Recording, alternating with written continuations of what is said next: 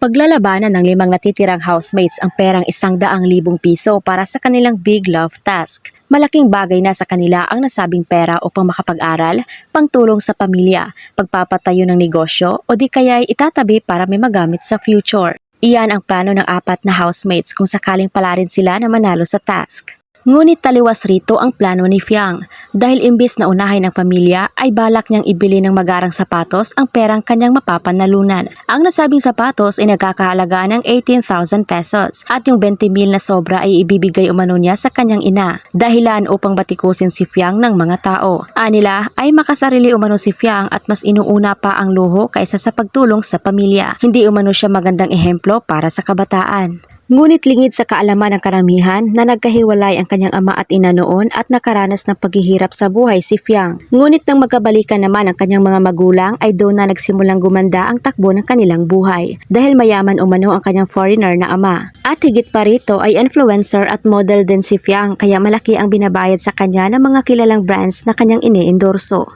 Sa murang edad ay marunong nang magbanat ng buto si Fiang para kumita ng pera. Ang kanyang maladyosang anyo at talento ang siyang naging puhunan niya upang magkaroon ng sariling pera at upang mabili ang kanyang mga luho. Bagay na deserve niya dahil kanya naman itong pinagpaguran. Hi guys, so yun, dami nagtatanong kung magkano sahod ni Sofia Smith pag nandito siya.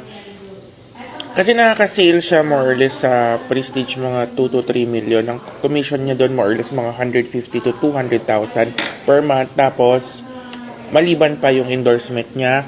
Sa Prestige pa lang yan. So, ang mga commission niya more or less 150, ganyan.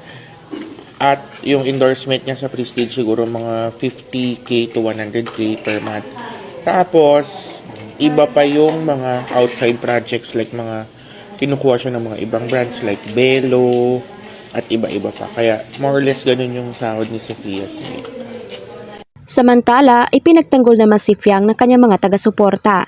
Anila ay bakit raw minamasama ng ibang tao yung sapatos na gusto ni Fiang.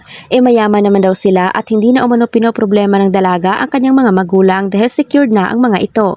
At huwag raw ikukumpara sa ibang mga housemates dahil magkaiba umano sila ng katayuan sa buhay.